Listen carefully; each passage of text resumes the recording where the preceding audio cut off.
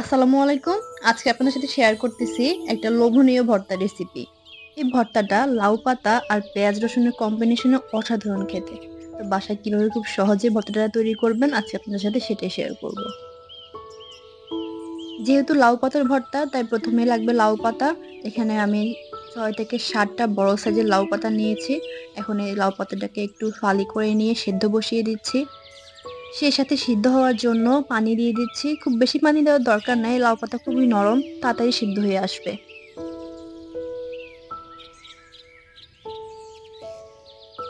কিছুক্ষণ পর দেখতে পাবেন লাউ পাতাতে থাকা পানিটা একদম শুকিয়ে গেছে। এ পর্যায়ে একটু খুন্তি বা চামচের সাহায্যে এভাবে একটু চেপে, চেপে পানিটা বের করে নিবেন। চেষ্টা করবেন এভাবে চেপে, চেপে সম্পূর্ণ পানি শুকিয়ে ফেলার। এতে করে ভর্তা খেতে খুবই ভালো লাগবে। কিছুক্ষণ পর সম্পূর্ণ পানি শুকিয়ে আসলে আমি চুলা থেকে নামিয়ে ফেলছি।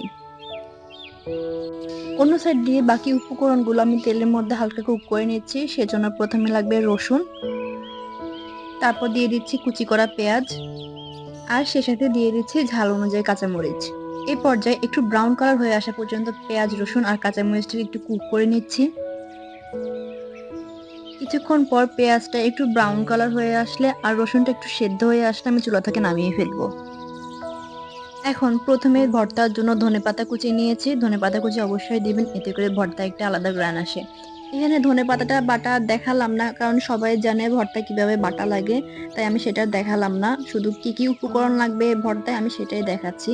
তাই এখানে এখন সব উপকরণ দিয়ে দিচ্ছি। স্বাদ অনুযায়ী লবণ দিয়ে দিচ্ছি। সেই সাথে একটু দিয়ে দিচ্ছি শুকনা মরিচের পাউডার। এতে করে ঝালটা বাড়বে, ভর্তা খেতে ভালো লাগবে। আর সেই সাথে দিয়ে দিচ্ছি সুন্দর একটা ফ্লেভারের জন্য সরিষার তেল।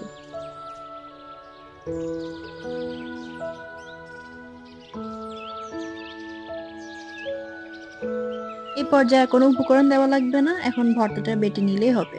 তো এই তো ভর্তা রেডি। শীতকালে প্রচুর পরিমাণে লাউ শাক পাওয়া যায়। বাসায় এভাবে লাউ পাতা দিয়ে ভর্তাটা বানায় দেখেন।